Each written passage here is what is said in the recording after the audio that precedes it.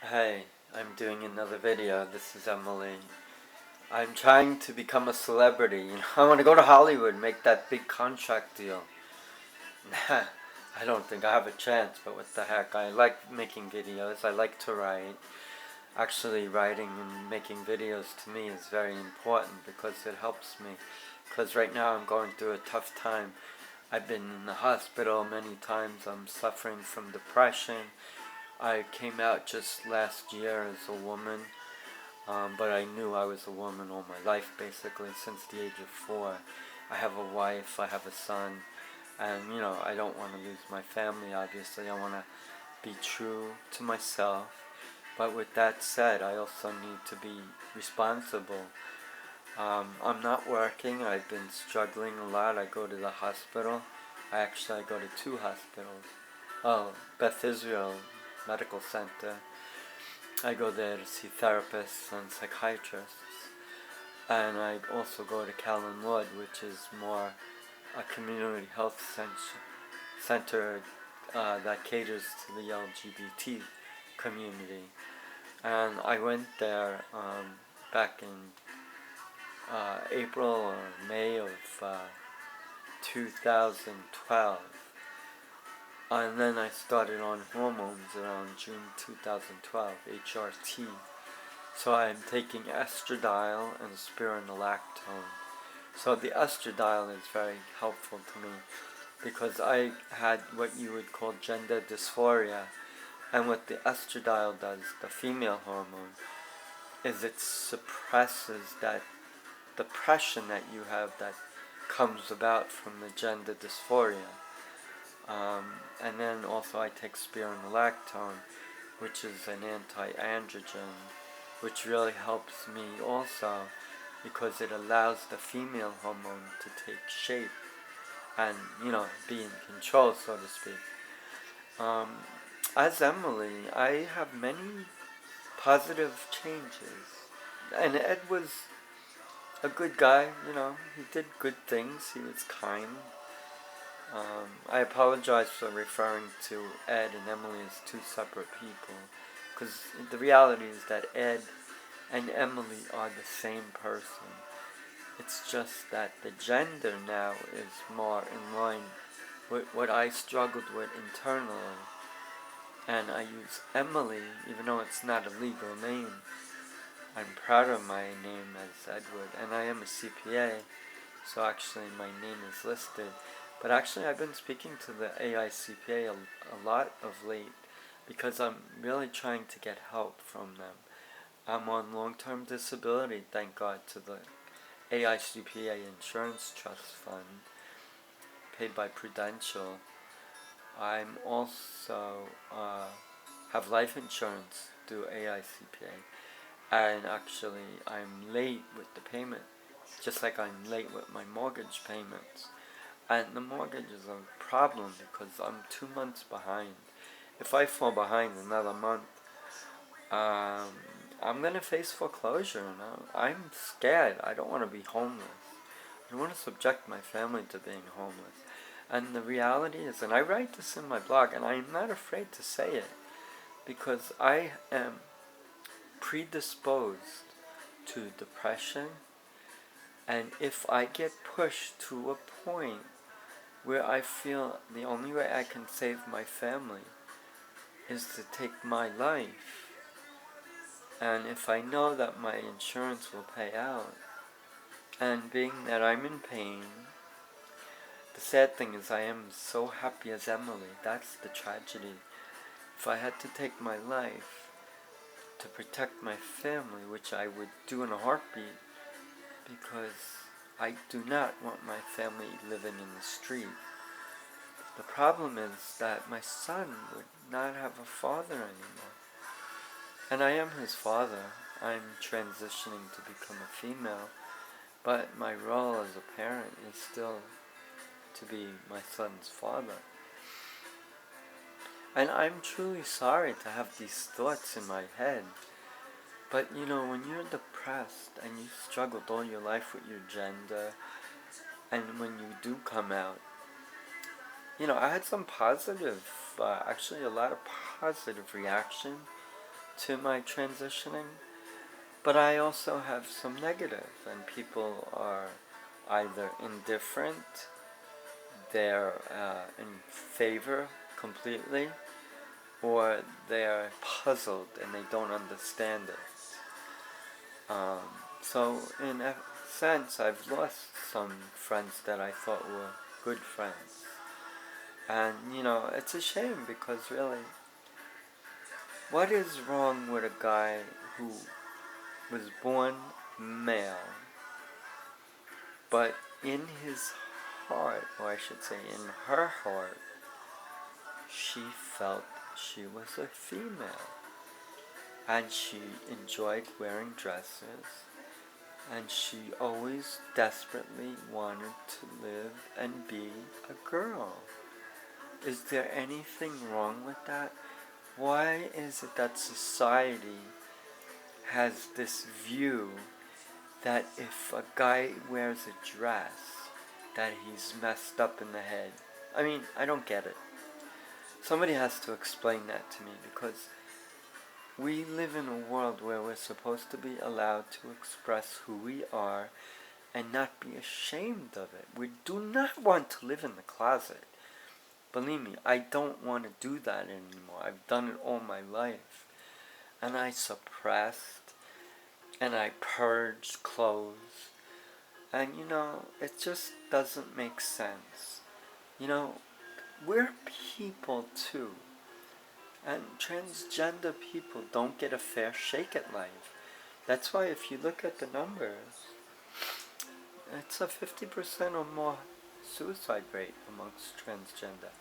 We as a community have the highest suicide rate amongst any other group of people. The reason is that many transgender face abandonment by family and friends. They face job loss. Eventually they face financial hardship as a result of their not being able to make a living. They get discriminated no matter where they go. And they're the subject of hate crimes. And we're just trying to live, and feel comfortable with who we are. We're not imposing what we are on other people. We're not trying to tell others that this is the way to live. No. This is the way I have to live. I'm not saying it has to be that way for everyone, but I'm comfortable. I love to wear a dress. I feel comfortable in a dress. I'm happy when I'm Emily. And I liked Ed, and I felt okay as Ed. And I was a good guy, man. The thing is, I never had a girlfriend. I loved the girls, but I could never summon up the courage to even talk to a girl. I was so painfully shy. And I was a wallflower, basically.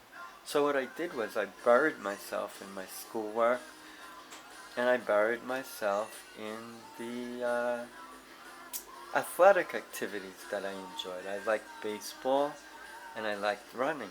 I was on the cross-country team in high school. Plus, I was on Little League baseball. Oh, God, sorry. I was a Little League baseball player. And that was one of the best times of my life, actually. I remember driving with my dad and listening to the music. And I grew up in the 60s, so we listened to some pretty cool music. But when I think about it now, 61 was the year I was born. So that means that I'm 52. When I look at myself in the mirror and I'm on female hormones, I swear I feel like I'm 32. And I've gotten compliments because I look young. I'm lucky. I have a baby face. And I've been going for electrolysis. And the electrolysis can be expensive. And there was a time when I had to stop. But the problem is if you stop going for your electrolysis treatment, the facial hair comes back. And I would try to shave and it would just be there. And it was a pain. And I started going back to the electrolysis. I have a good relationship with her.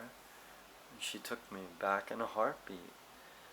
The problem is that you have to stay consistent with the treatment. And it's very important because if you stay consistent, then it becomes a matter of once you get rid of the roots of the hair, then it's just maintenance. You know, it's a drawn out process and it's expensive.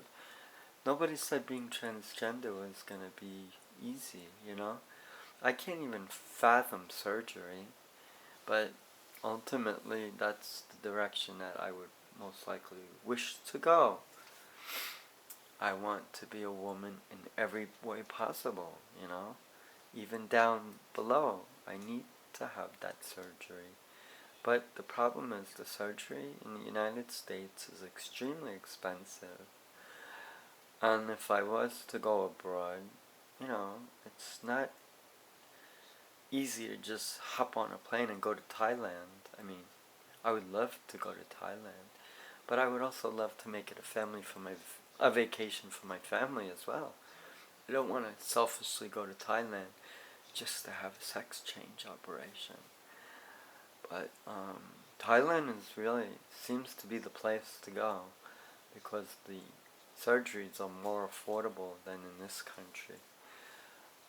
The only thing is that you have to do some homework, you have to meet with doctors, and it's gonna be a process. You gotta go several times. It's not like just one time. I think they do the surgeries in stages, but I'm not really familiar with that. I mean, I know that that's something that I would look forward to, but I also have a young son. He's autistic, and he's desperately in need of help with his schooling. Actually, in fact, we're going up Monday to Syracuse because he's going to be evaluated for possible residential school. And we had to do this through the school district because we can't afford it. But our son, we've exhausted all the resources possible. My son's been bounced around from one school to another school, and he's been suspended on occasion from school for poor behavior. So clearly the schools that he has attended, although they're well-intentioned and he had good teachers, he's just not making the grade. And when he's home, it's very hard to discipline him.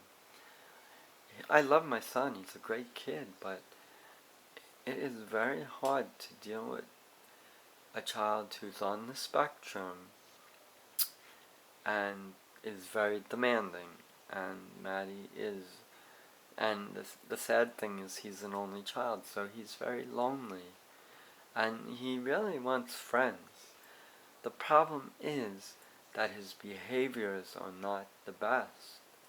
I mean, he struggles with his behavior. He doesn't know proper protocol. And to try to explain that to a child who's autistic, it's like it's not even worth the effort because it doesn't do anything. I've tried, I've really tried thinking that I would make some kind of impact, but it doesn't happen. And I have the benefit, my wife and I, of having a social worker that comes to our house, arranged through the school district, who over the years has gotten to know us as a family, and Matthew, of course. And her advocacy is for our son. But she's also responsible for trying to implement parental tips in parenting an autistic or special needs child. And it is a process. And, we're not really succeeding in the sense that we are able to get Maddie to do everything that we say. And, whatever I went through as a child, I can never compare it to my son because it's a totally different thing. But I know that some of the pain he goes through, I went through it myself. So I kind of know what is going on with him.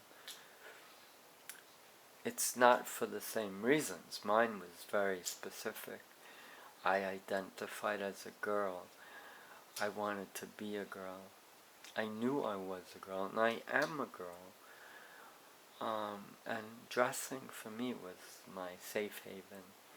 I mean, I would literally go to sleep in one of my sister's dresses that I adopted, actually. I took it off a rack, and luckily they never realized it, my mom or my sister. So that was my lucky dress, my very first, and it fit me. So I would go to sleep at night wearing that dress, and it made me comfortable. The problem was when I had to take it off, I felt sad. Because I had to go to school in a boy's uniform with a shirt, tie, and gray pants. And it wasn't the most pleasurable experience, especially when you see girls all dressed up in their rompers. And then if I went to public school, which I did eventually, I went to parochial for up to the 5th grade. Then when we moved from Brooklyn to Long Island, I started going to public school. And, I used to dress up in girls' clothes. However, I didn't present in public with them. I hid underneath male clothing. So people would ask me sometimes why I wear a jacket and never take it off. That was mainly at work, though, when I started working as a CPA and when I was doing some engineering work. But I wasn't comfortable taking my jacket off because I was concerned that the dress that I wore would show through with the shirt that I wore. So, I took these risks, but I really had no choice because dressing is part of being transgender. I identified as a female, and the dressing was a way to at least find some way of addressing your need to wear a dress, to dress and be female. And I'll tell you, whenever I found myself in the mall and walking through the women's department, I literally could go there and spend hours admiring all the pretty clothes. And I also enjoyed watching the girls, I was a shy kid, so I never really had much success with girls. But the girls liked me because I was harmless, you could say, non-threatening. And, I kind of really more identified as one of the girls.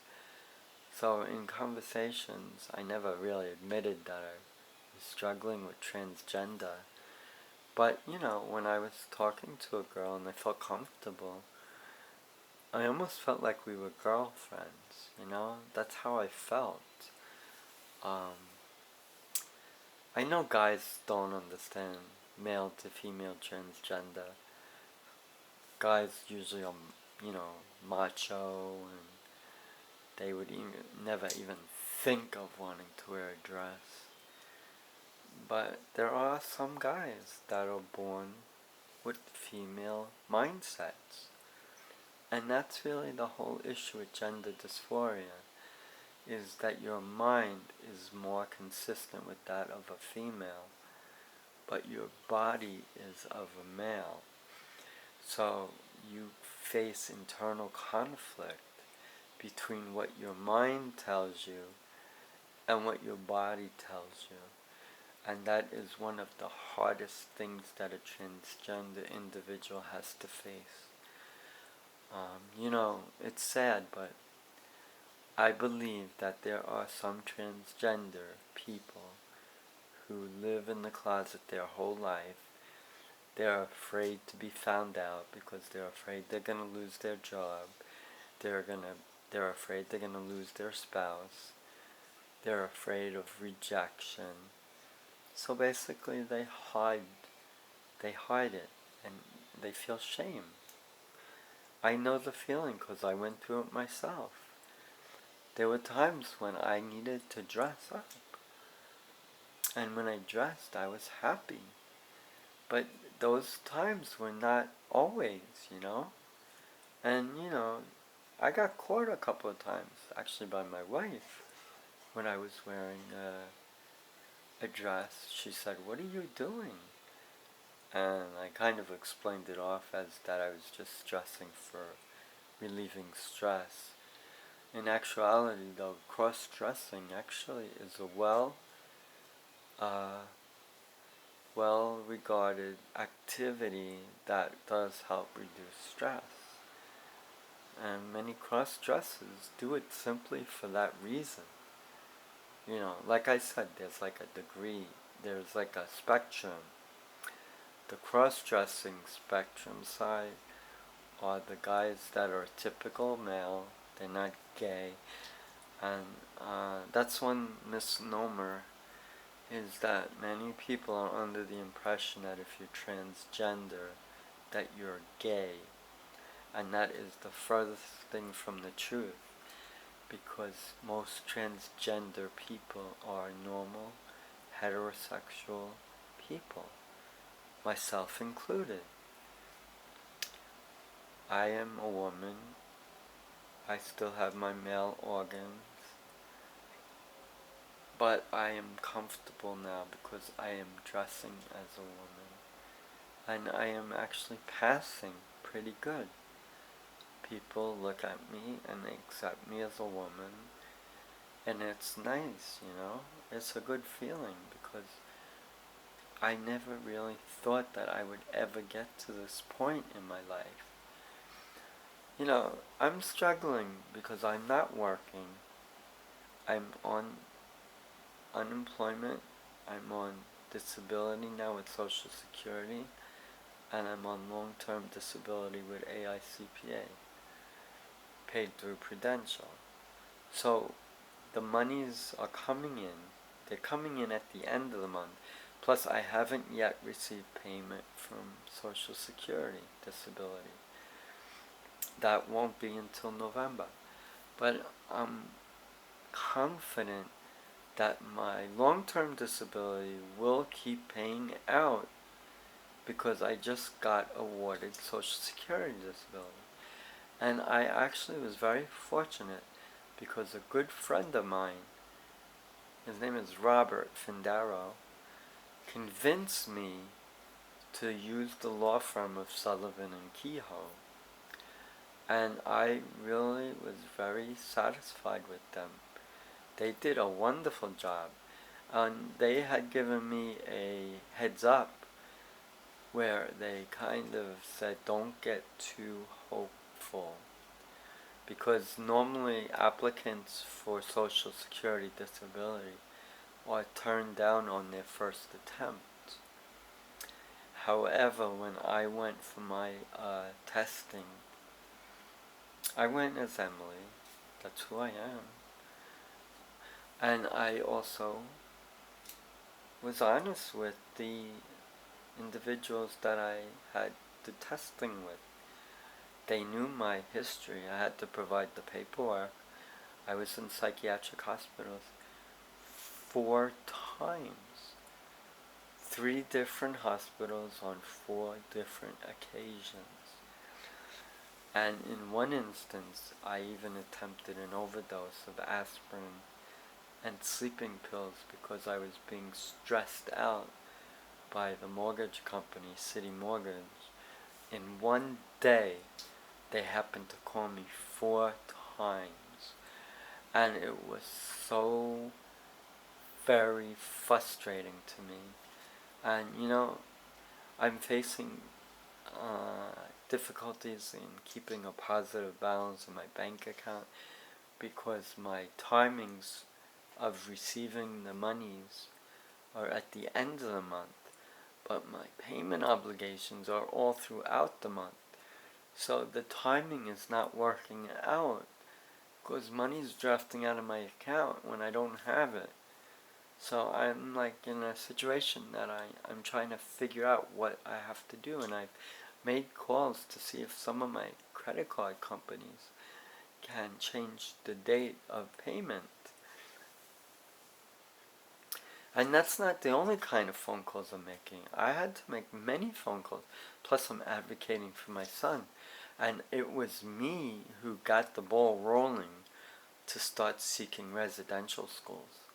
And I'll be honest with you, Maddie is a great kid. We love him and we are so proud because he is a smart kid. The problem is he doesn't apply himself and he's not doing well in school. And for somebody who's bright, he needs to find that importance in doing his schoolwork. Now, I mean, there were many successful people who never even had an education. But in this time and age, you need to do your schoolwork, you need to get your education, you need to try to pursue a college education, and you have to be very careful these days with college. Either you go to a 2-year community college when you start, or you better be serious about what you're studying, because usually those 4-year colleges come with a hefty price tag.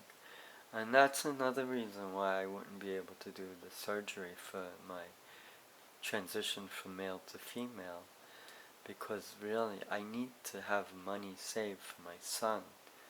We already have money. I mean, that's really our only savings, because I had to raid mine. I had to raid my IRAs. So I really don't have any savings. And I am struggling with depression. I'm struggling with transgender identity.